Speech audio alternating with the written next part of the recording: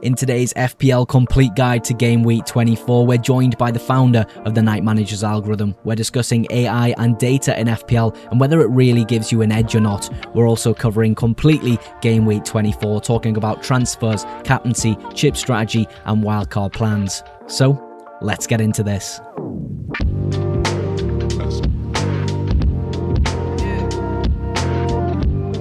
A quick note before we get stuck in here, I have timestamped every single section of today's video in the description. So if you're coming to today's video looking for a specific part, for example, top 5 captains, you will be able to find it using those timestamps. I do recommend you watch the entire video though. We have a really insightful conversation about FPL in general, but most importantly about Game Week 24 throughout the entirety of today's video. It took a lot of effort to record and edit from me and Sam today, so I'd really appreciate if you could like today's video, share it with a friend, and of course subscribe if you're new. But most importantly guys, enjoy today's video. Welcome back to the FPL Mugs YouTube channel and welcome to today's podcast for FPL Game Week 24. We're joined by a very special guest today, Sam Harwood. Sam, if you don't mind just introducing yourself and a little bit about Night Managers. Sure, yeah. My name is Sam Harwood. I'm the founder and CEO of Night Managers.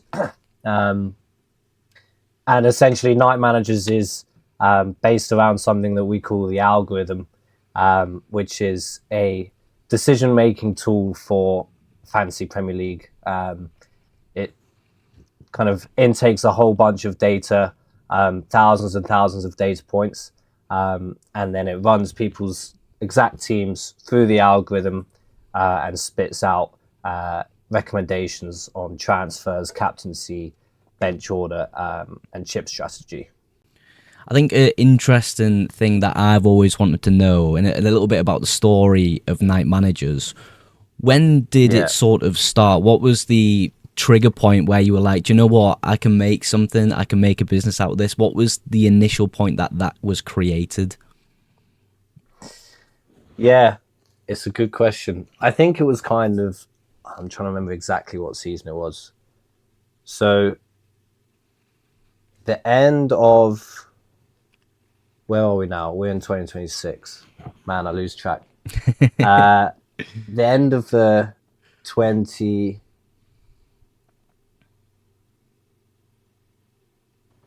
season, 21-22 season. Yeah. I think it was. I kind of started tinkering with some numbers, running the data. Actually, I think it was 22-23 season. Yeah. It was the end of that. I started tinkering with the data.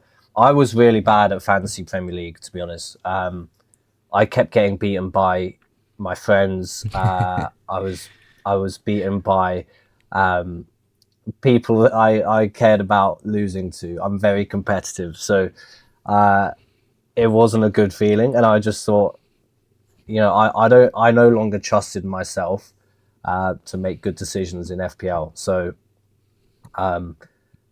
I thought I would use my degree in economics and use what I'd learned about statistical modeling and data analysis, and just start somewhere. And the first few versions were very, very primitive.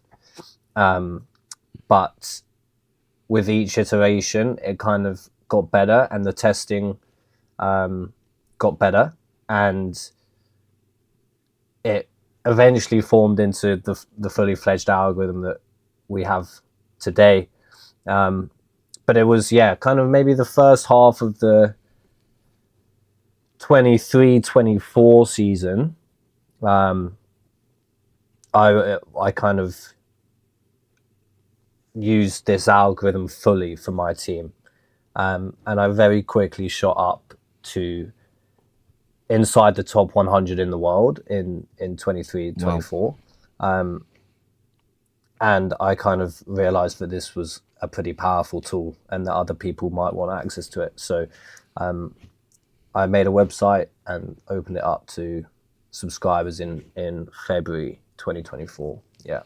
Yeah, so it's sort of like you had that initial stage where you were like, oh my God, this is actually crazy. Like, this is beating people, some of the best managers in the world. Like, it was at the point you realized that algorithms are, in your opinion, superior to human decision making? Was that the trigger point when you were top 100 in the world, when you were like going, oh my God, this could be something amazing here?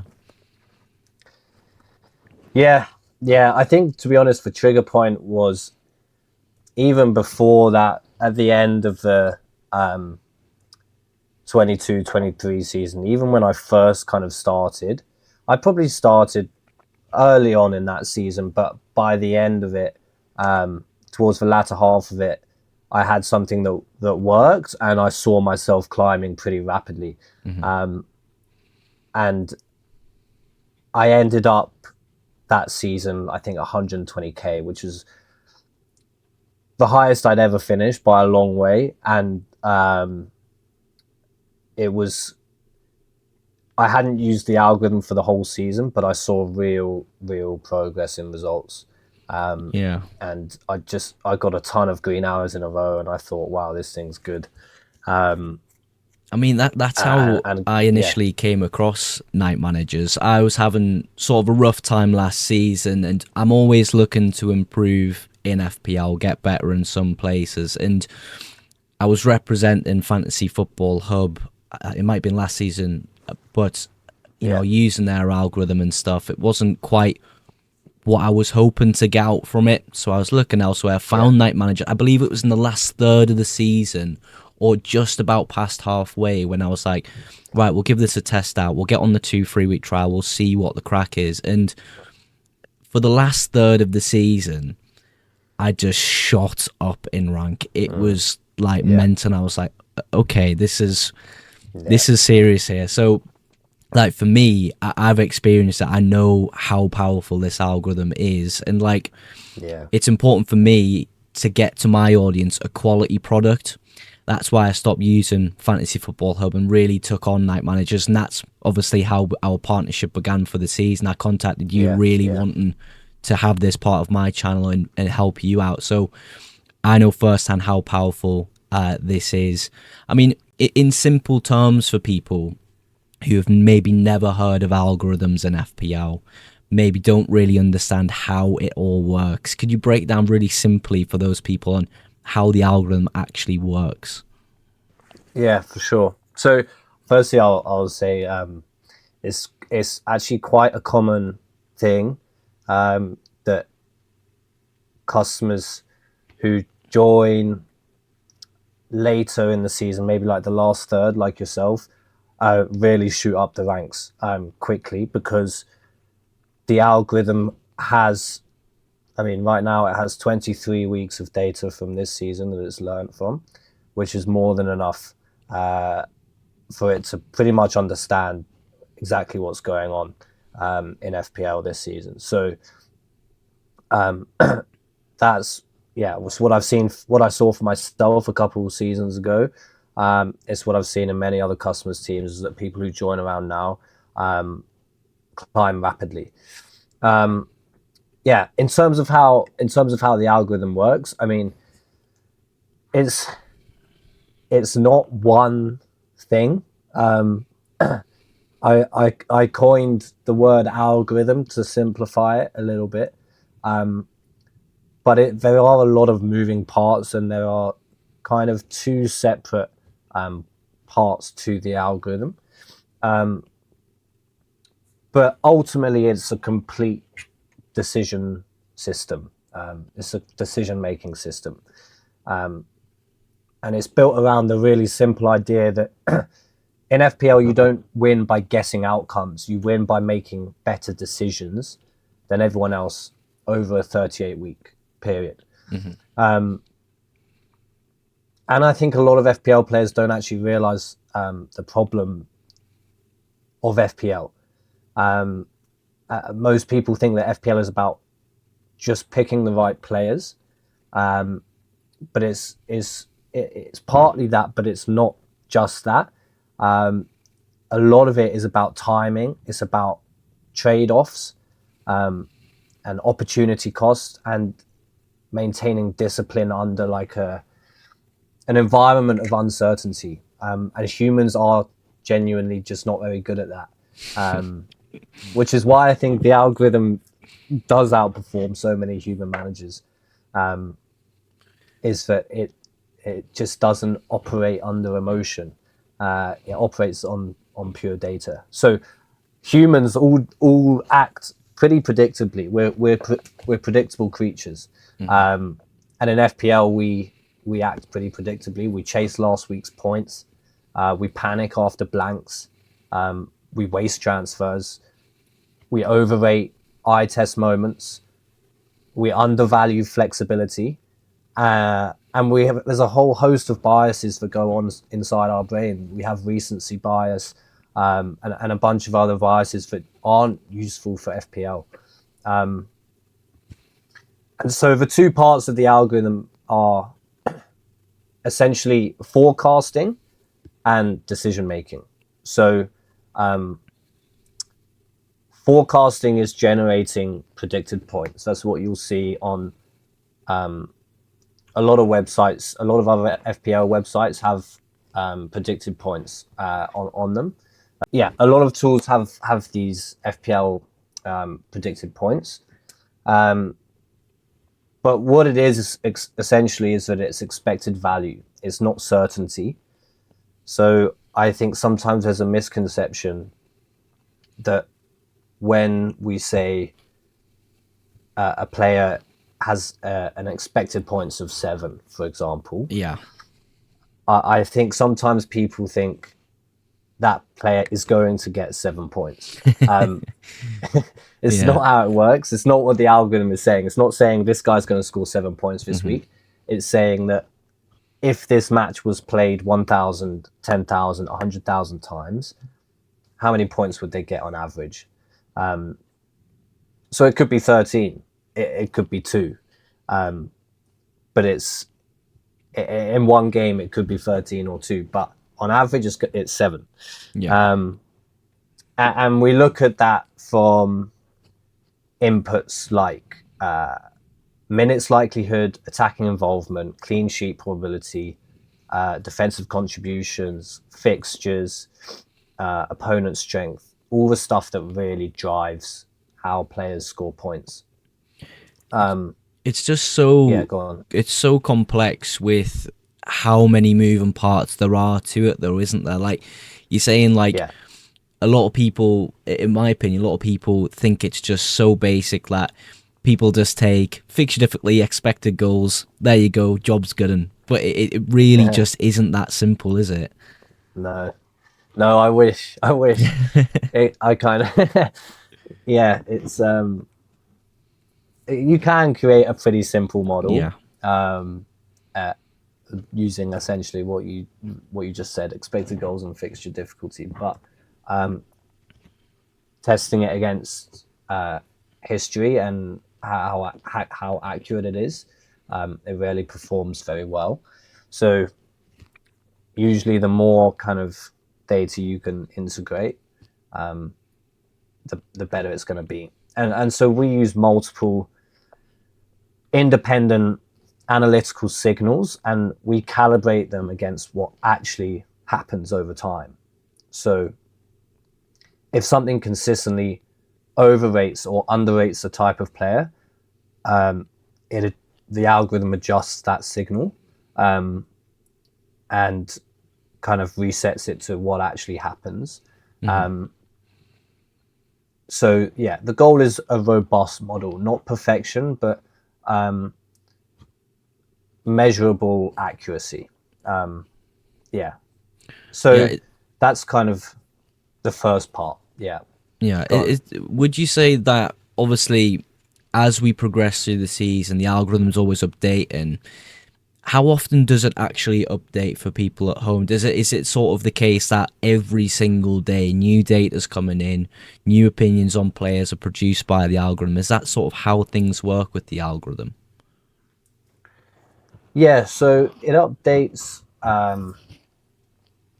We obviously integrate all the data from the Premier League, and then there is some human input in terms of when news comes out. So, if we hear in a press conference that Foden might be injured, or in a press conference that someone is no longer favored by the manager, then we do have some human input in terms of expected minutes. And the expected minutes changes the expected points of the player.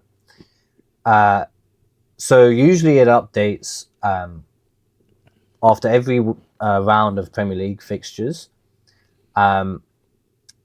We don't usually input fixtures from other competitions. What we do look at from other competitions is minutes again. So how many minutes someone played midweek in the Champions League will come into our forecasting for how many minutes they play at the weekend. And occasionally, if there's a radical change in formation or something, then we will also kind of feed that to the algorithm. But the vast majority of what it forecasts and how it rates players is based on what happens in the Premier League. Yeah, I mean, that does make a lot of sense. And I think, obviously, hearing that, I already know roughly how the algorithm works, but hearing how you discussed it there, I've just learned about 3 other new things. So it's so complicated. And hats off to you for building such an amazing algorithm. We'll get into sort of some of the success stories in just a second here, but there, of course, is a lot of controversy with AI in FPL. And I think a common theme is that a lot of people say using AI in FPL is basically cheating. Like, how do you normally respond to that criticism? Yeah, I mean, it's, to be honest, a part of me is like, I see the argument for sure. I can see the merit of that argument. I think the problem with that argument for me comes from where do you draw the line in what tools we use. So any good FPL manager will look at the data, will run some basic analysis on XG, expected assists, expected goal involvements. They'll look at upcoming fixtures. They will probably look at the heat map of a player, shots inside the box. These are all things that people look at. The only difference from the algorithm's perspective is that you're then just putting it through a computer instead of your human brain. How much are we allowed to manipulate the data? How much? Where do you draw the line between what's cheating and what isn't? And I don't think you can. And I think that, the FPL rules say nothing about using an algorithm or using a model. And what would be the difference as well between using a model and copying a content creator, for example? Yeah. Or taking tips from a content creator. It's important as well to realize that the algorithm isn't running your team. It's just another tool in your toolbox. It sends you recommendations. If you don't follow them, that's absolutely fine, and it will update your team for the next week to send you new recommendations. You don't have to follow it for it to work. If you want to see the results that we're talking about here, if you want to see the improvement in rank, then you do need to follow the recommendations, obviously. But it will still produce you recommendations week after week, whether you follow its advice or not. I think a really interesting add-on to that conversation is sort of everyone has their own goals with FPL. There's like a lot of it is people just want to win the mini leagues. That's the basis of most people's success, you could call it, in FPL. Beating the mates, having a good time, 100%. winning the prize pool. But some people as well, like myself and like yourself and other really competitive managers, they want to be the best possible rank they can. And that is what Night Manager is all about, really. That just having the best outcome for your team. And I think it's up to the person whether they use the tool or not. Like you said, it is just another tool in the toolbox. You don't have to use the recommendations. But what I feel is when I first started using the algorithm is I enjoyed making my own decisions, looking at my own team. But when I got sort of the email from you guys saying, actually, this is how we would do things this week, we would actually captain this person, it makes your brain just tick a little bit, and it makes you think about a strategy and really optimize your team. So I think it really depends on your personal goals to whether you use these tools or not. And I suppose another criticism of AI and FPL is people just think everyone's team is going to be the same. Can you explain how that's just not really the case for night managers? Yeah. It's an interesting objection. I see the root of it, but yeah, you're right. It's completely off. And I can use an example from this season. I mean, everyone starts from game week 1, right? Or most do anyway. Most players start in game week 1. You pick your 15 players, and you go from there. But the fascinating thing about the algorithm is that the divergence in teams happens so rapidly and so quickly. So, for example, we offered our customers 3 game week 1 teams this season, and even though, I mean, for most of the teams, there was a core of maybe 10 or 11 of the players were all the same in these 3 teams, and only 3 or 4 were really different. And that produced wildly different teams now than there were before. So for me, I think I had kind of 11 of those locked in players from game week 1, and 4 were different from the others. And that led for the algorithm to wildcard me in game week 6, rather than for a lot of people was game week 8. The game week 6 wildcard was obviously very different, or mostly different, to the game week 8 wildcard. And then you just get this differentiation because of things like price changes. People get injured in different weeks, so you have to sell them. You just get lots of different branches that the algorithm has to react to. The other thing is, again, some people make their transfers on a Friday night, some people make them on a Saturday morning, but there's a huge amount of price changes that happen on a Friday night. And once the algorithm has those updated prices on a Saturday morning, it produces often a different plan than would have been on the Friday night. So we recommend our customers to make their transfers on a Friday night before those price changes happen. One, to preserve team value, but also because we have all the information we need from the Friday press conferences on a Friday night. It's extremely rare that something comes out on Saturday morning that the algorithm needs to know. So yeah, we produce wildly different teams throughout the season. Teams change, they diverge, they become very different. So it's not something that happens. It's very rare that people end up with similar team to others. I know that on live FPL you can see how many teams are the same as yours. The algorithm, my team, has 0 clones at the moment. Yeah. So it's not something that happens.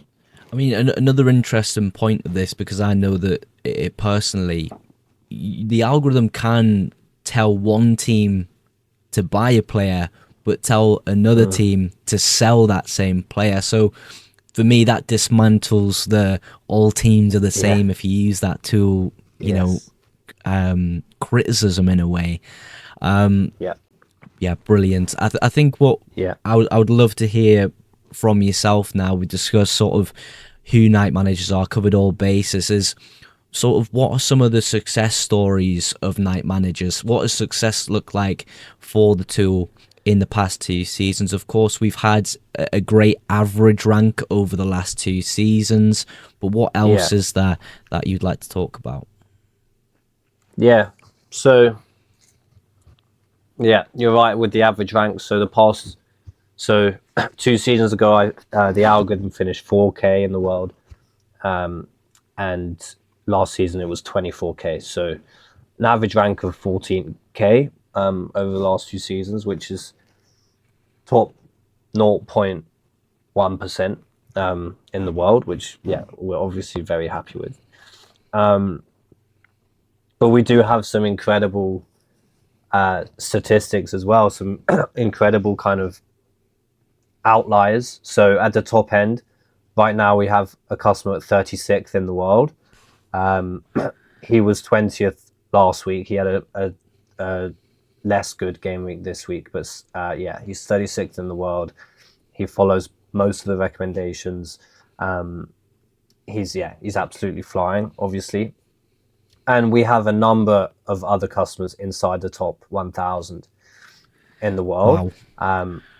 I won't say the exact number because I don't want to give away how many customers we have in total, but 1% of our customer base is inside the top 1,000 in the world, which is 0.01% of FPL managers. So what that's saying is, statistically, if you use the algorithm, you're around 100 times more likely to be inside the top 1,000 than a random FPL manager. So it's super powerful. But those are the outliers. Those are the ones that get super lucky because if we're honest, FPL is not just about skill. There is a large luck element.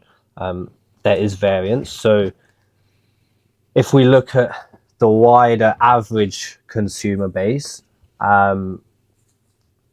which matters more to me, to be honest. I mean, obviously 36th in the world is amazing. It sounds great, but I want all our customers to be doing well and winning their mini leagues. So right now, of the customers that started with one of the algorithm's Game Week 1 teams and have followed every recommendation since then, over 80% of them are inside the top 1% of the world. So that's not just 1 or 2 people getting lucky. That's a large majority following the same process and ending up in the same elite bracket. And again, you're 80 times more likely to be in the top 1% right now using the algorithm than not using the algorithm. And it's just the algorithm nudging people towards making better decisions. And small edges compound over 38 weeks. So yeah, it's pretty powerful. I just think it's so fascinating how, everything's tailored for specific teams, and the goal at the end of the day for you and the tool is to make people better at FPL, give them the tools to make the decisions. And obviously I've experienced it. I've used it this season, used it the last third of the last season. It is just so powerful. And I think one of the best ways that people should just give it a go is the 2 free week trial. I think it's fantastic that you do offer that, because obviously some people are skeptical about using tools like this, but 2 free weeks, my thought to the audience all the time is just give it a go. See, if you like it, you like it. I think it's super powerful. I will just urge the audience, in the description of today's video, there is a link to the Night Manager's website to use the 2 free week trial on their middle tier service. And if you use code FPLMUGS and you decide you like the algorithm and you want to use it for the rest of the season, you're going to get 20% off your first build month, guys. So definitely check it out for the 2 free weeks and see how you like it, guys. But 100%. Is there anything else you want to add on to that section, Sam, just to end things off about night managers for the first half of the podcast there? I would say, the 2 free weeks is a good one. It's an interesting one. Sometimes I wish we could offer a month free trial or a 6 week free trial, because The longer you use the algorithm, the more you see how powerful it is. In 2 weeks, there's a lot of variance. So the recommendations might hit, but they might not. Whereas over a longer period, it's much more likely to do really well. So that's also why we offer the 20% off with your code is we want people to try it for at least a month before fully judging it. Yeah, so I would say that. And then the other thing is under the how the algorithm works thing, I think I only really spoke about the first. I said there were two parts. Yeah, if And you I want should to add probably that quickly next part touch. on, we'll get that in. Yeah. Yeah. I'll touch on the second part. So the first part was forecasting, and the second part is decision making. So we have these expected points, but they are noisy. There's a lot of variance. Injuries happen, red cards happen, managers rotate. Any of those forecasts can be wrong on a single week. And so actually the second part matters more, which is optimization and optimizing a squad to maximize its potential. So once we have those expected points, the algorithm treats FPL like what it actually is, which is a constrained optimization problem. So we have a 15-player squad. You have to have 2 goalkeepers, 5 defenders, 5 midfielders, 3 forwards, maximum of 3 per club. You only have a certain amount of money. You only have a certain amount of free transfers. And then you have chips, which change strategy a huge amount.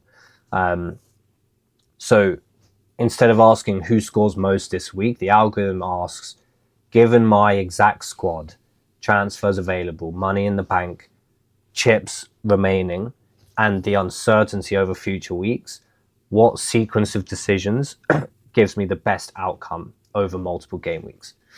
And so, for example, let's say you've got 2 free transfers, 0.3 million in the bank. You've got who's got a yellow flag, but everyone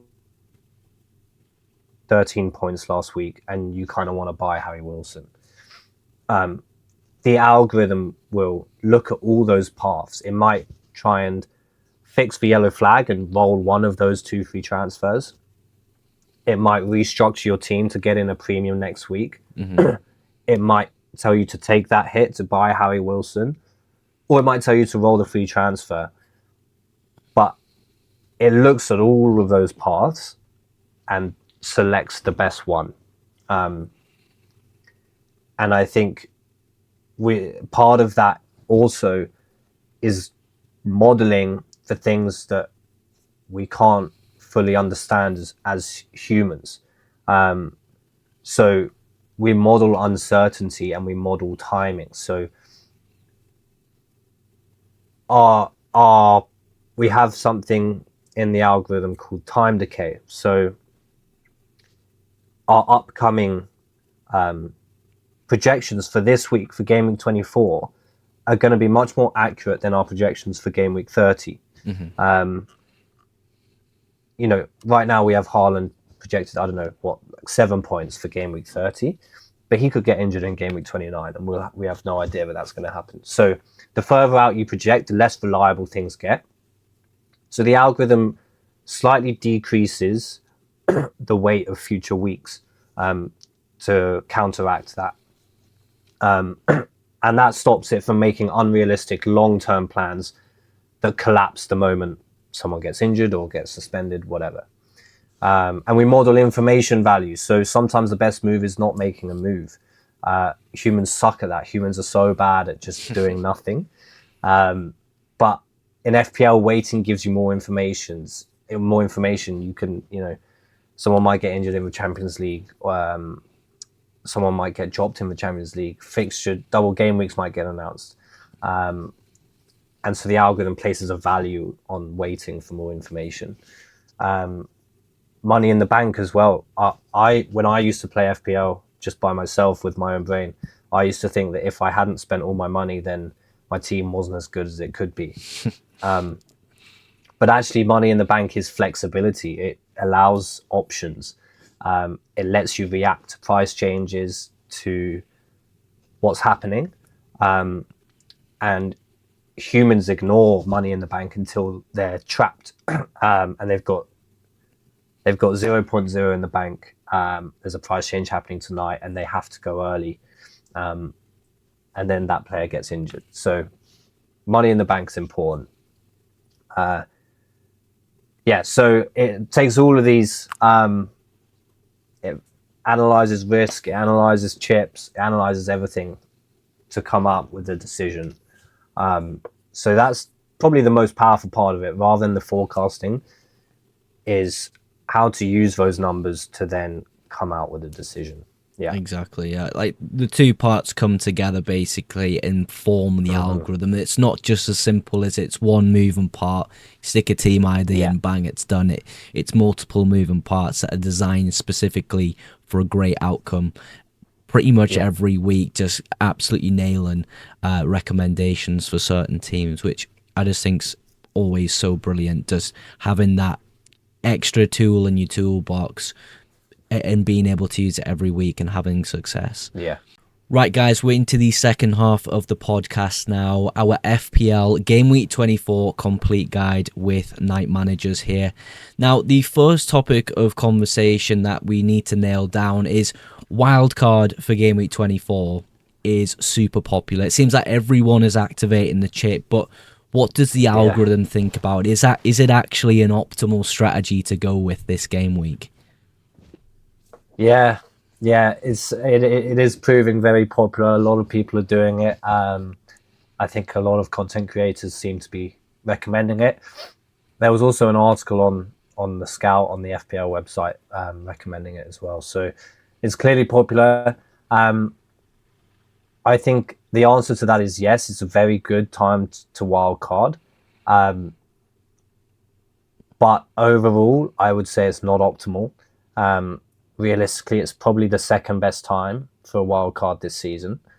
And there are some pros and cons.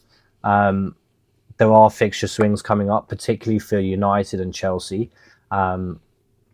They've both had an upturn in recent form due to managerial changes, and a great outlook for future fixtures, which is the perfect combination, recent form and future fixtures. And it also allows a number of players to sell high-owned and underperforming assets. So players like Foden, players like Ekitike, a lot of people are selling Saka as well. The algorithm still likes Saka and doesn't recommend him as a sell, but selling Foden and Ekitike, you can get rid of them on wildcard. And it also allows you to target a potential double game week 26 that might be coming up for Arsenal, who might have Wolves and Brentford away. So it allows you to target the exact Arsenal triple up that you want. Maybe you want triple defense. I know you have that, Corey. Yeah. Where you've got Timber, Gabriel, and Raya. Maybe you want two defenders and Saka or Rice in that midfield. But it allows you to kind of give maximal flexibility on that. Go on. I mean, for wildcards in 24, the biggest pro for me, just looking on the outside, I'm not personally on the wildcard. My team's really great at the moment. There are things maybe I personally would change, but as the game weeks progress, that will just continue to go forward. But the ideal pro of it is double game week 26 could be a very likely possibility, and for me, for the wild card in 24, setting up for that is the biggest pro. Are there any picks that are sort of core picks from the algorithm, would you say, for a wild card in 24? Are there any particular players that are definitely what you could call locks for a wild card right now at this present moment? Yeah, there are some locks. Gabriel is a lock. Clean sheet probability, set piece threat. He's got that double. That's a no-brainer. The other absolute lock, and might be surprising to some people, but Bruno Fernandes is an absolute lock, and he's actually currently rated by the algorithm as the best player in the game, above Haaland. And so for his price point, relatively cheap price point of, I think he's 9.4 now, so many routes to points. He's playing further forward under Carrick. He's got a great fixture run. He's on corners, he's on penalties, he's on free kicks. There's nothing that you can fault about Bruno Fernandes as an FPL asset. I would say he's as close to perfect as you can come. So he's a lock.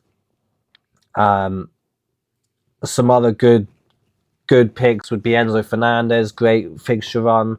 As long as Palmer's out, he's going to be on penalties and playing further forward. Elliot Anderson, the algorithm likes. Joaquim Anderson is still a favourite. The algorithm, the Fulham defender. He's cheap. He gets defcons. Yeah, there's a variety of picks. Some of which we'll talk about in the transfer targets later as well. Yeah, there's a lot of core aspects to like players that will almost feature pretty much in every wildcard because of just how good they are.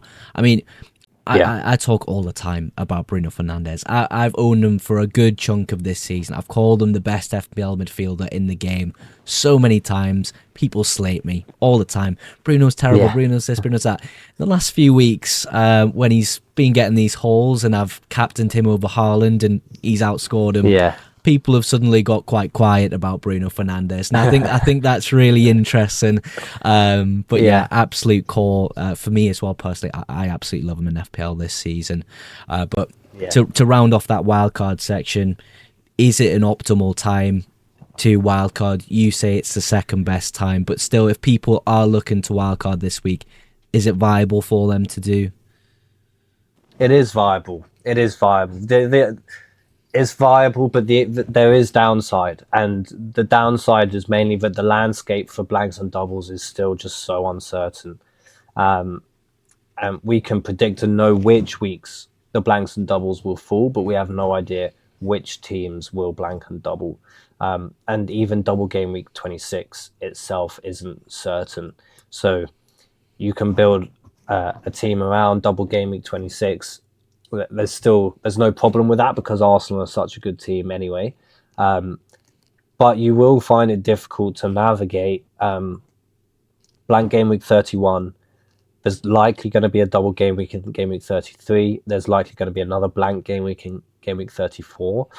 And there might even be a double in 36 and a blank in 37. So that's a lot of blanks and doubles to navigate when you're using your wildcard so early on in the second half of the season. And in general, historically, the best managers in the world, experienced managers, usually wait until the game weeks hit the 30s before hitting their wildcard because we just have such a clearer idea of what is going to happen with the blanks and the doubles. So yeah, that's probably why I would wait. A lot of the customers will be recommending to wait as well. We'll only be recommending a wild card if someone's team is in really poor shape. And for most of our customers, that's just not the case. So in general, I would say hold on to it. I mean, if people do decide, look, I'm desperate to use a wildcard in 24, they're bringing emotion into the decision making and going, look, my team's a mess, I just need to click that button, and they do click the button, it's probably going to have them be having a more patient play style till sort of those doubles and blanks later in the season actually get confirmed, because they're going to need free transfers to really take advantage of those potential doubles and blanks. So I think if people do use the wildcard this week, yes, it's maybe an okay time to do so with the potential double in game week 6, but patience is going to have to be applied coming into the back half, the second half of the season, really, with the doubles and blanks, right? 100%. You're going to need your free transfers. Ideally, you will roll up to 5. You're going to have to hope and pray that your team doesn't fall apart with injuries and suspensions and the like. But I think the pattern that I've seen often is that people who use their chips earlier in the season or earlier in the window, so in the first half of the season, I saw people using wildcard super early, bench boost super early, free hit super early, and in general, those are the players who struggle to roll free transfers because they are impatient when it comes to FPL. So if you can limit your impatience and control your impatience, and play this wild card in game week 24 because you genuinely think it's optimal rather than you're operating from a position of impatience, then that's fine. You can play it, roll some transfers, and you will probably be able to navigate those blanks and doubles. But I wouldn't play it just because you want to play it, just for the sake of it. Exactly. I think it's a strategy that, like we say, it is viable, but not the most optimal. It's still a viable strategy, but it just will require patience. And yeah, I think that's an important thing to mention. I think what we'll do is we'll transition now to some transfer tips from the algorithm this game week. I mean, I know you have prepared 5 for us today, which is absolutely fantastic. I normally share just a handful on the channel normally for a transfer tips video, a who to buy video it's titled now, but let's go through them. Let's go the top 5 FPL transfers this week that the algorithm recommends. Yeah, let's do it. I mean, number 1, obviously Bruno Fernandes. We've already spoken about him. If you don't have him, get him in, whatever it costs. I'm going to be buying him this week for my team. I'll be selling Foden to do that. I will need to free up funds elsewhere. So I'll probably be downgrading a defender to our number 2 transfer target, who's Patrick Dorgu. And he's also someone who's now favoured by the algorithm. Elliot Anderson, a lot of people are looking for a cheap midfielder at the moment to replace Marcus Tavernier, who got injured, but also Minter seems to have lost his place with Brighton. So if you're looking to replace Minter as well, Elliot Anderson, he's cheap, he's not flashy, but he gets def con, he's on corners and some free kicks as well, so he has routes to points. This is in no particular order, by the way, just 5 players. Yeah. Enzo Fernandez, we've already spoken a little bit about him. He's got a great upcoming fixture run. His advanced role should remain for as long as Palmer's out, and penalty duties as well. Palmer's got this really weird injury at the moment that just we don't seem to have much clarity around. We thought he was back, then he was out again. It seems to be this ongoing groin injury. So Fernandez seems to be a bit of a steal at the moment. And finally, the biggest differential this week would be Ollie Watkins. So Villa have a great upcoming fixture run. And the algorithm is favouring their number 9, their striker, who seems to have secured his place again. It did look like his place had been lost. But I bought him 2 weeks ago with my team, with the algorithm. He scored last week against Newcastle, which I was pleased with. And yeah, the algorithm likes his prospects. So Ollie Watkins is your differential for this week. Do you know what it is with Ollie Watkins? I feel as though, obviously, I absorb FPL content every single day. I'm obsessed with FPL, I'm a creator, but I never really see too many people talking about Ollie Watkins because of his price tag. I feel as though he's like, with differentials, everyone expects them to be cheap because obviously if no one's really picking them, it's probably because there's some downside there. But with Ollie Watkins being expensive and a differential, you just don't really see it that much, it seems. Yeah. He seems. Yeah, so I mean, I've just checked. He's 13% owned, so he's not a huge differential, but Yeah, he's not in most teams. And yeah, he is expensive. He's 8.8 million right now. But according to the algorithm, he's kind of the fifth best player in the game at the moment, fifth or Wow, sixth. that's crazy. So yeah, he's up there for this upcoming fixture run. Yeah, It's just likes something. him. It's something you don't expect. But I think what we'll do next is we'll cover some sells from the algorithm. Are there any players that are standing out from the algorithm to be signaled to sold this week? We spoke briefly before we started this section about some emotional decisions as well that people are making this week. If you don't mind sharing a few algorithm sells to kick us off here as well. Yeah, for sure. I think the first one we got to talk about is Saka. I mean, Saka is being sold by a lot of people. The algorithm actually, as I said earlier, doesn't like that, especially with this potential upcoming game in 26. He's a real option for triple captain, actually.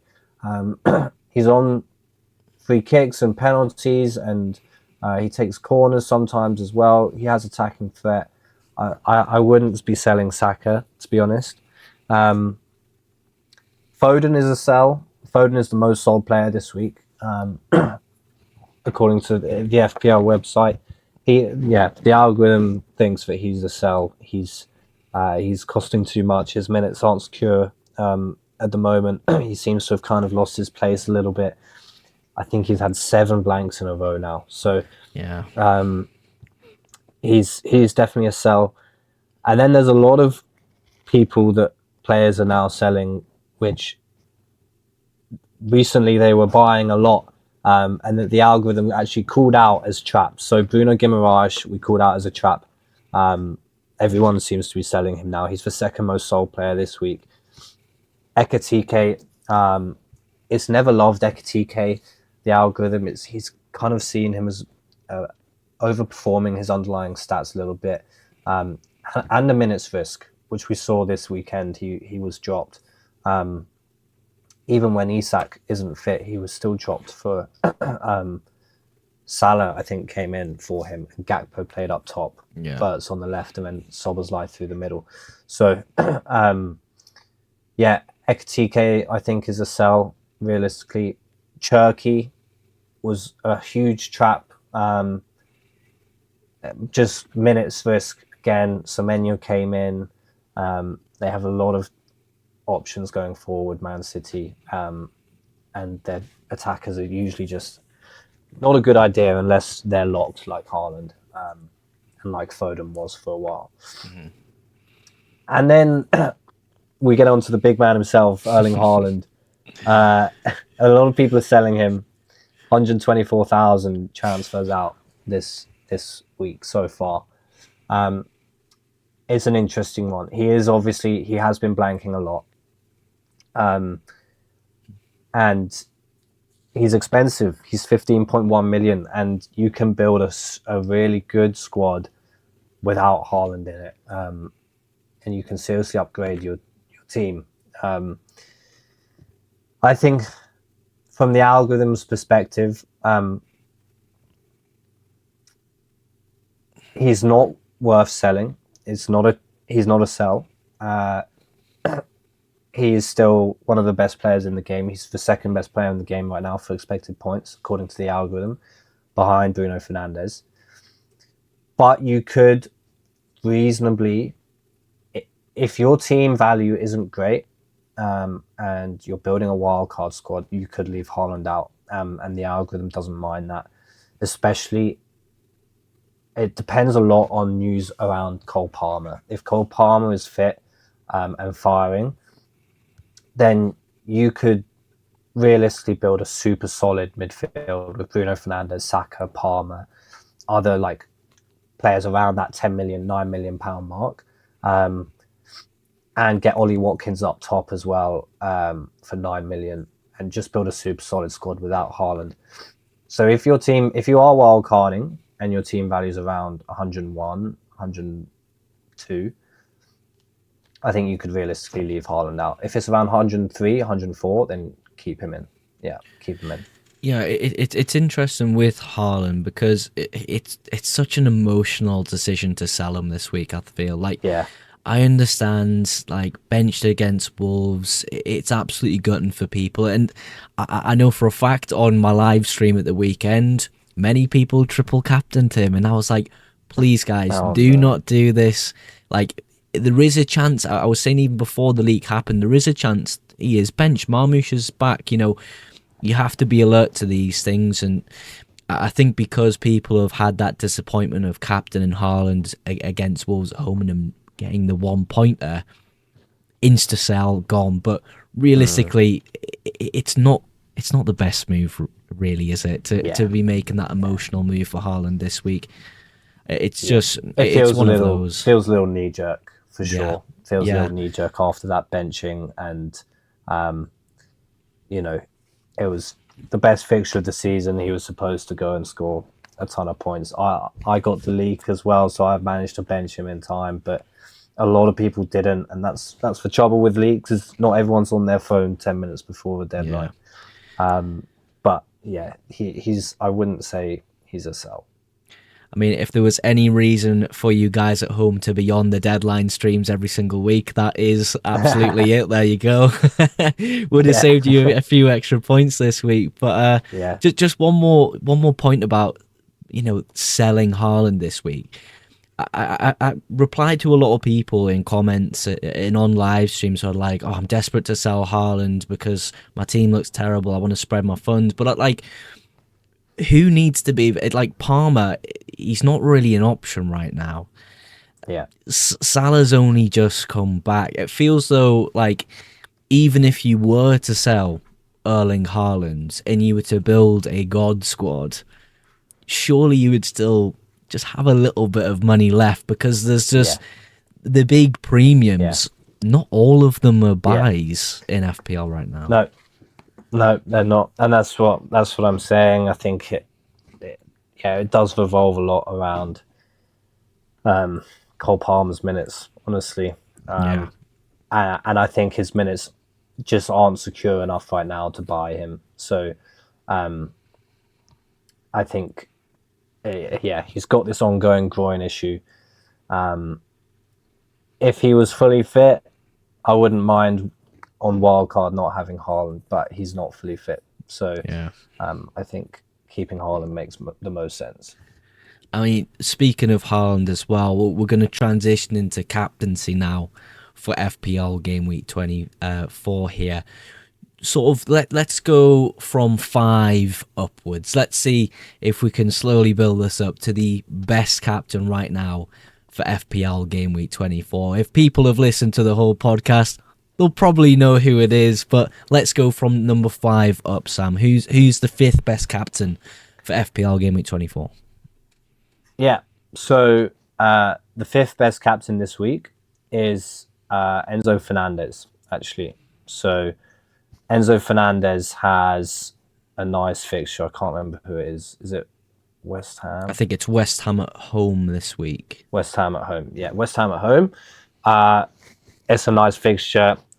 Again, depends on the press conferences. Depends on what we hear about Palmer, but he should be playing in that number 10 role again. Further forward, he'll be on penalties. Number 5, Enzo Fernandez is a solid pick this week. And then I suppose with Enzo Fernandez as well, just to quickly butt in here, with obviously Palmer, being injured and stuff, would you say he's the best Chelsea asset to buy right now? Is he easily number 1? Yeah. I was thinking 100%. I'm just taking a look now at the algorithm. Yeah. Ignoring Palmer, Enzo is number 1. We're still learning a little bit about Vecina and who he likes to play, the minutes for each of the players. João Pedro is a good option, but he's just I worry about his minutes. we've got, you know, I'm a Chelsea fan. Chelsea have got Delap. Masenya's played Mark Guiu in a game this in the last couple of weeks. He just doesn't seem fully nailed to me. And then there's the defense. Kukurea is a good FPL option. The algorithm just doesn't think he's worth the money. He's 6 million. And Chelsea aren't defensively solid enough for 6 million. Chalobah is popular. He's 5.6 million. Again, the problem is that Chelsea defenders aren't really a set piece threat like a lot of other defenders are, like those Arsenal defenders. So they don't really have that attacking threat, and their defense just isn't good enough to rely on the clean sheets. So it doesn't love Chelsea defense. It likes Enzo a lot. The other one would probably be Pedro Neto, if you want an ultra differential. His minutes seem to be pretty locked. Even if Esteval plays, they usually play Neto out on the left. So you could go with Pedro Neto, but again, his price is 7.1. He's probably not worth the money. Yeah, exactly. I mean, there are a lot of great Chelsea assets, and people are going to be looking at them for, obviously, game week 24 onwards with this amazing fixture run they're coming on. But number 5 on the captaincy list this week, of course, with the news we have right now about Palmer, is Enzo Fernandez. Who do we have number 4 on the captaincy list, Sam? Yeah, so number 4 is actually Mohamed Salah. Welcome back to the Premier League. Welcome back. He played at the weekend. I don't know, it all seems to have gone very quiet about Liverpool and Salah's little tiff and their petty little nonsense going on. It seems that Salah went away to AFCON and everyone's kind of tried to brush it under the carpet, and that they're fine now. But he got kind of, I don't know, how many minutes did he play? Let me have a look. He played 90 minutes, so he played the full fixture. Well, there you go. And he's got Newcastle at home this week, who just lost 2-0 to Villa at home. So Newcastle are generally pretty poor away. We know Salah likes Anfield, but you know, we're still waiting for Salah to kick into gear this season. Some people are saying his legs have gone, but the data's still there to support him. So the algorithm still likes him. He's probably not realistically an option for your team just because he's too expensive. But on pure isolated expected points this week, he's the 4th best option for captaincy.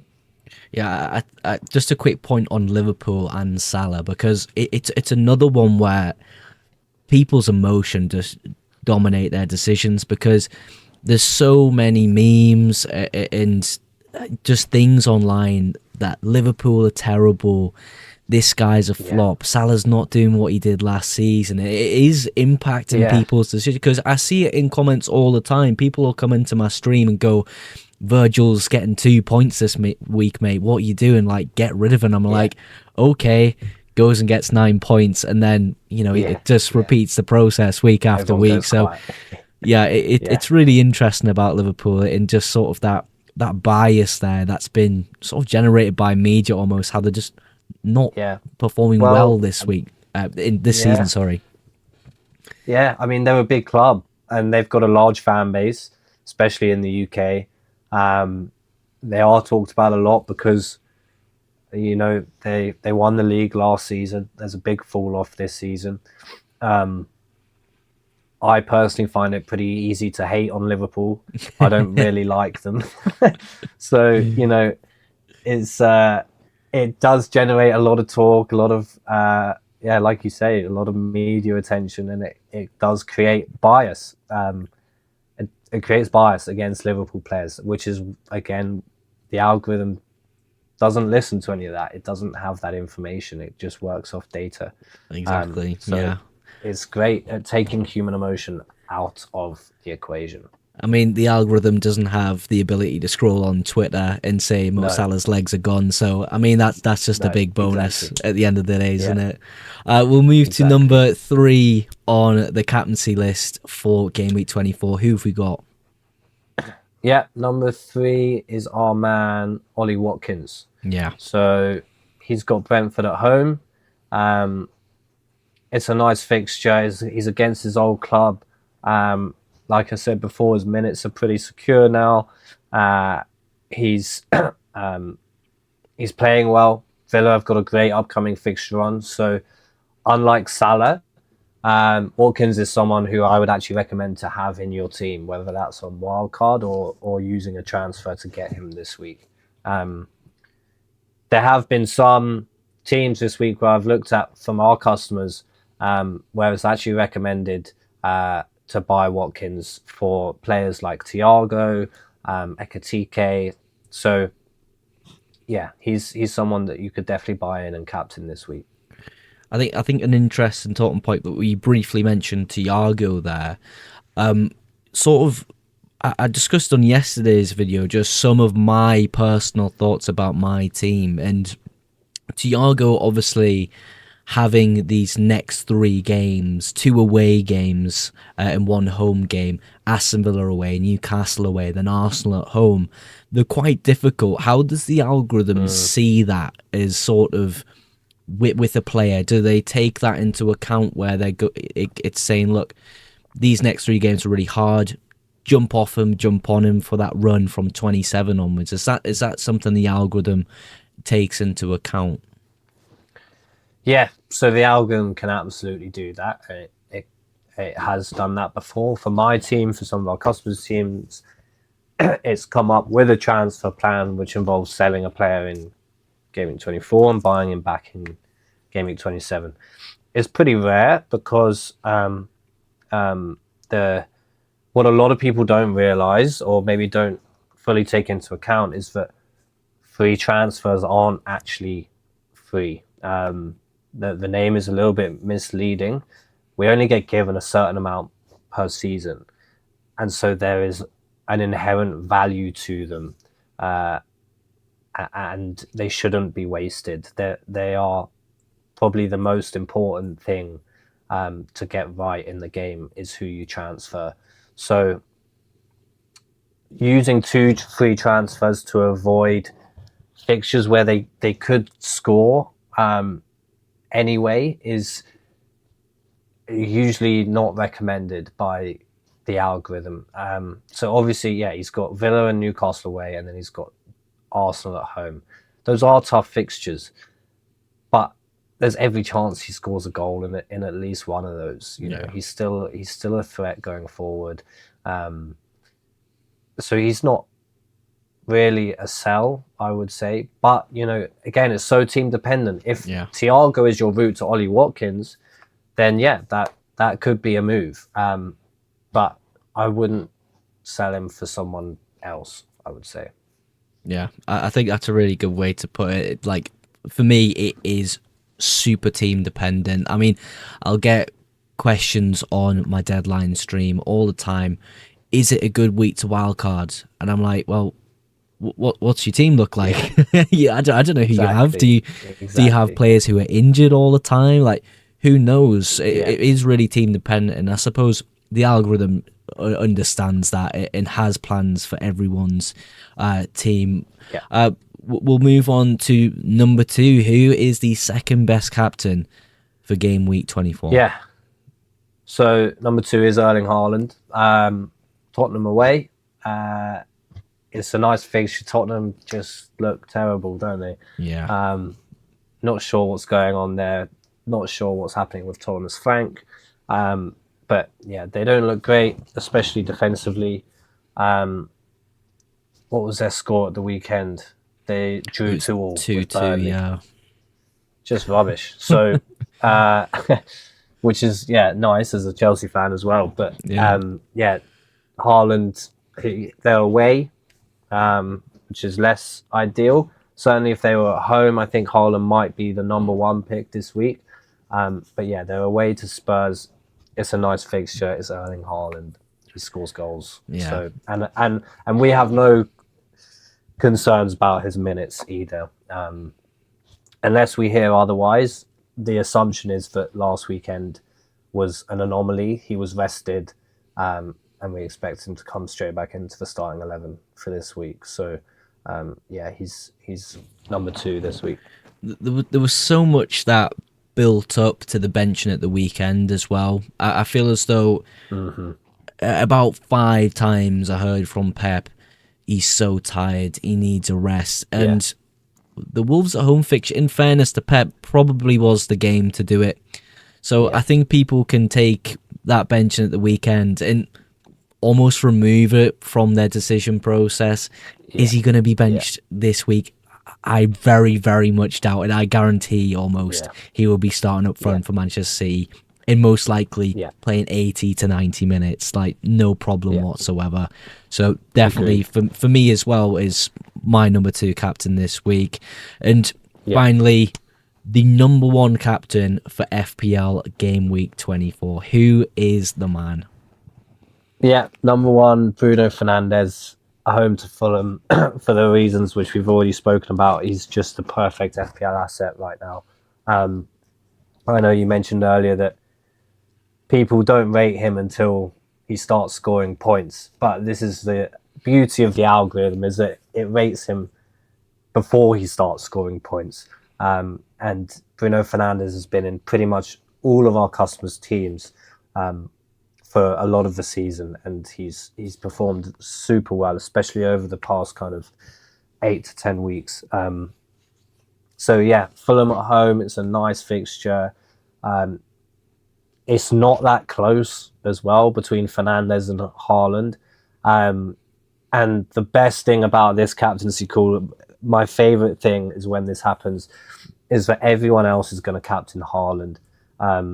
And what we call this free risk in FPL analytics is that the best captaincy option is also going to be a differential captain.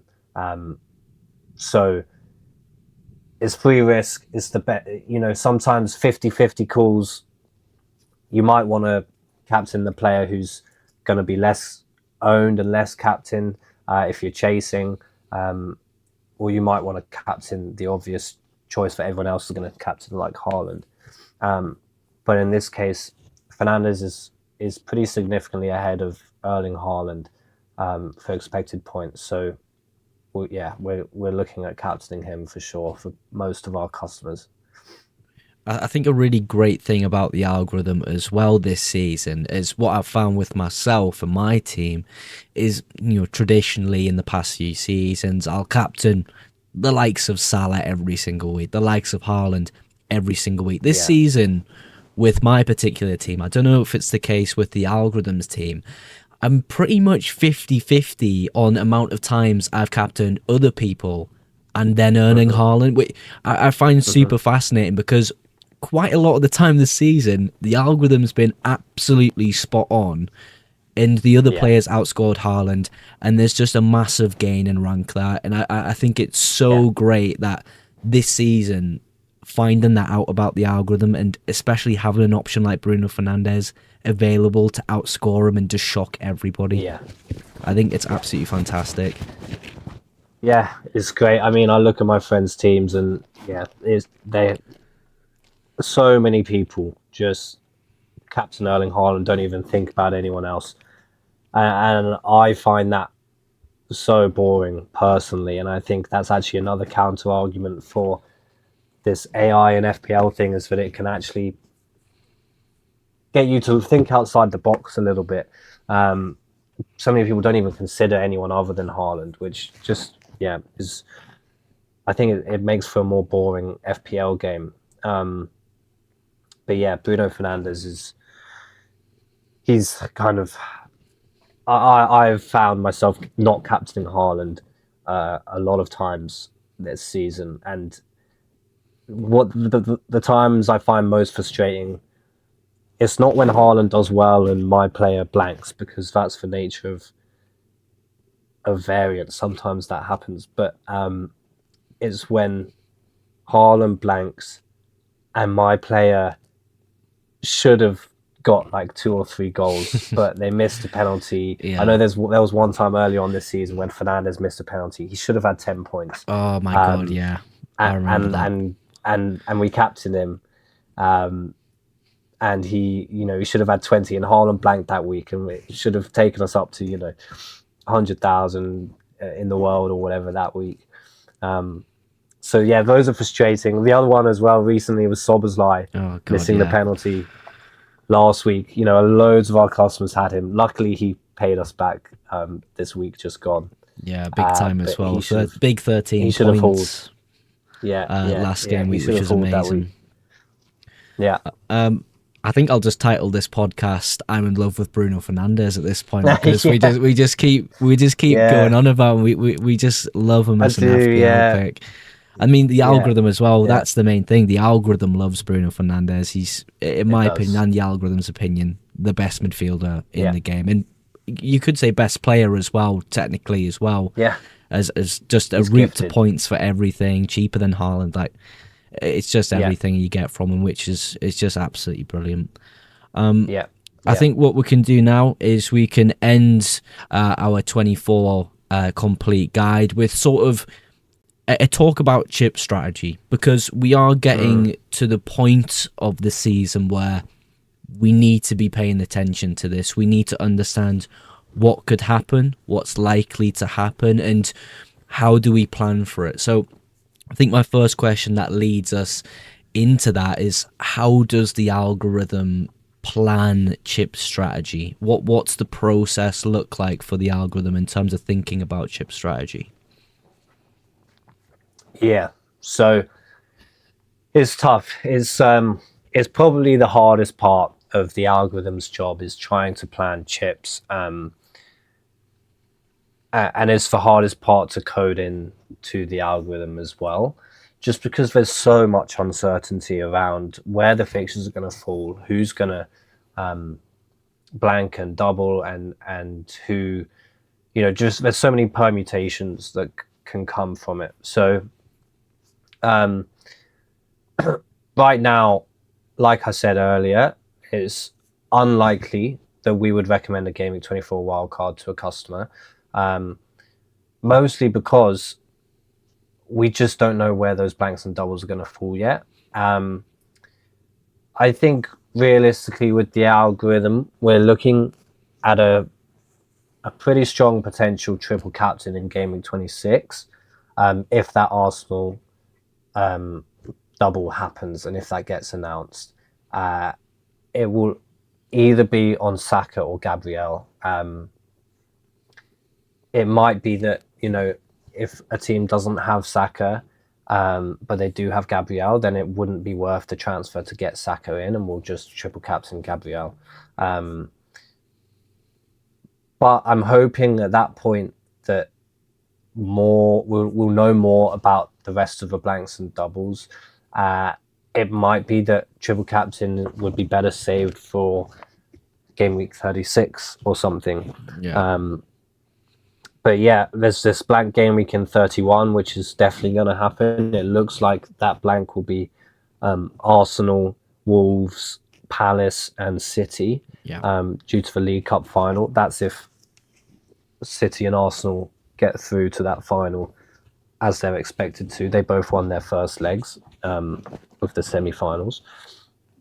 And then the rest will depend on FA Cup fixtures and who progresses. But it's just a lot of unknowns at the moment, so it's hard to generate a complete chip strategy.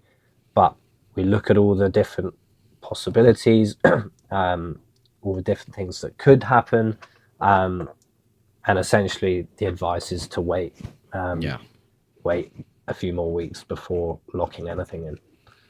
I think when you mention as well blank game week 31 potentially being likes of Arsenal, likes of City, a lot of people have triple ups on these teams at the moment.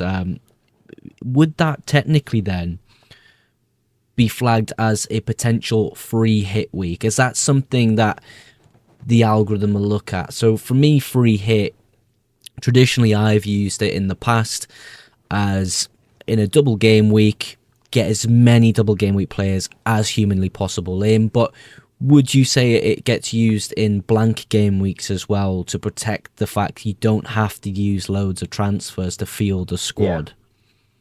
Would that be flagged, you reckon, by the algorithm? Yeah, I think that's a really key point, actually. There are two ways to use a free hit. It's either in a double game week to chase upside and just load your team with double game week players, or it's in a blank game week to cover those blanks. I think the trouble that people have with free hit is they judge it based on the week that it was used, but the beauty of the free hit is what it does for the weeks around that week. So with that blank game week in 31, you can keep all your Arsenal and City assets leading up to 31 and coming out of 31, whereas everyone else who doesn't use a free hit will be leading up to 31 without City and Arsenal assets, for two best teams in the Premier League at the moment, and they'll be coming out of it without those teams either. So free hit 31 is a definite possibility. It's something that the algorithm will definitely look into. The other option for 31 is to dead end your squad into that. And for listeners and viewers that don't know what that means basically starting to build your squad towards a team that has 11 players in game week 31, and then wildcarding yourself out of that squad in game week 32 in time for the double game week in game week 33, which you could then bench boost on. So that's a possibility as well, is dead ending into 31, wildcarding 32. Hopefully, depending on how the double game week looks, you might be able to get 15 players with double game weeks in game week 33 to bench boost, and then you would use your free hit in blank game week 34, which, yeah, again, there's likely to be a blank game week 34. So that is kind of the algorithm's initial idea of an optimal chip strategy. But we are going to have to wait and see how everything falls with the FA Cup and the EFL Cup. Yeah, I mean, so much can change within the next few weeks of what actually happens. Like, Chelsea could go ahead and beat Arsenal. I'm not just saying that to make you happy as a Chelsea fan. That could be a possibility. That could happen, and then doubles in 26 could change. So for me, that highlights as well, when we discussed about wildcard in 24, why it's probably the second optimal time to do that, because we have, this uncertainty about chip strategy and the most optimal way to do it. Holding on to that wildcard actually could be a really good idea to support you within those weeks. And I think people need to realize that a bit of patience with that could gain you so many points in the longer run rather than in the shorter term. I think that's such an important thing to be considering with chip strategy and FPL. And just one more thing about chip strategy.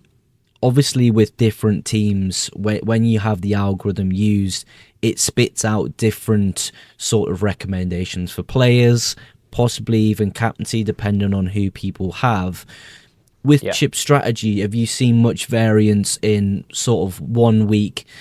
Someone's going to have a triple captain. 1 week, someone might even be wildcarding. How much variance is there within that, do you see? Yeah, it's a really good question. It is team dependent. It's certainly less team dependent than transfers. There is usually kind of an optimal chip strategy, which we recommend to most of our customers. It doesn't apply to all of our customers.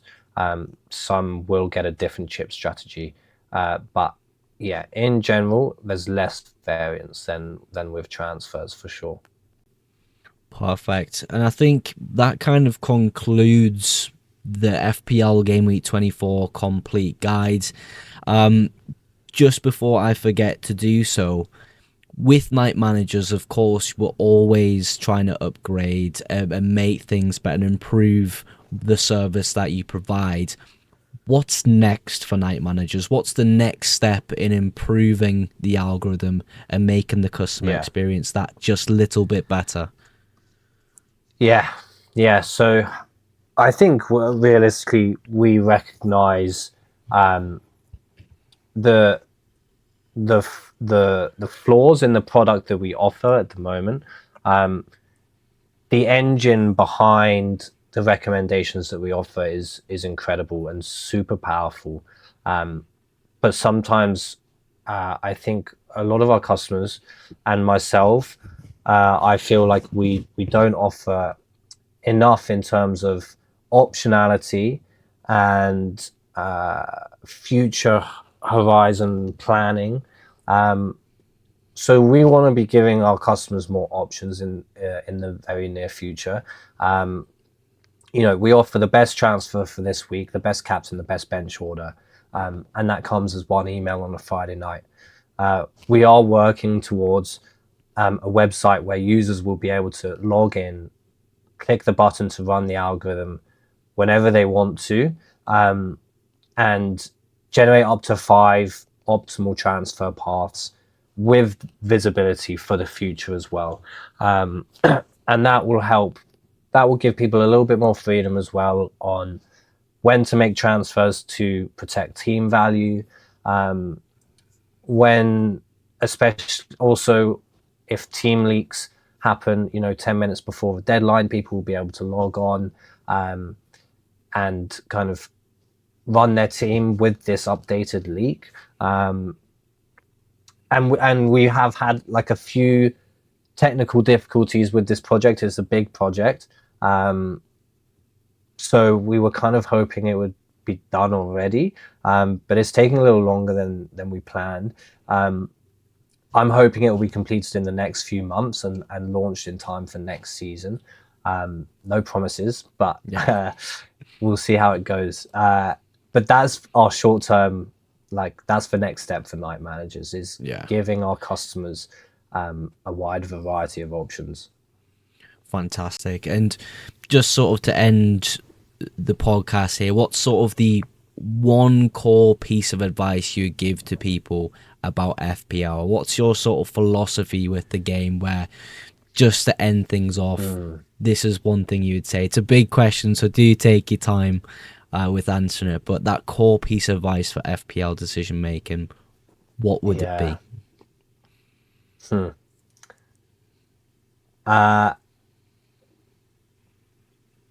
Treasure your free transfers.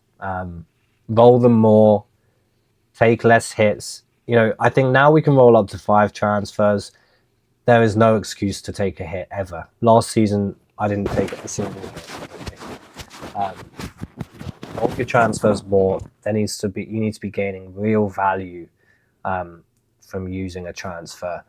I think that's probably my number one piece. And don't always captain Haaland.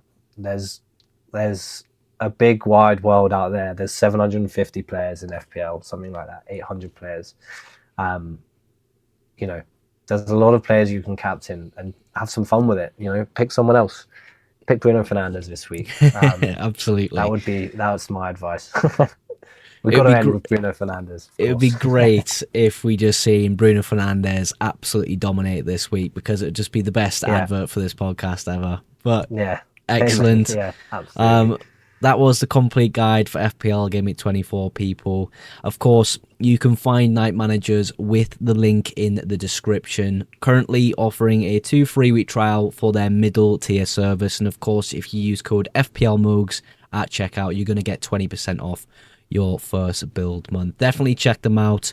Of course, we spoke how powerful Night Managers are through the entire podcast.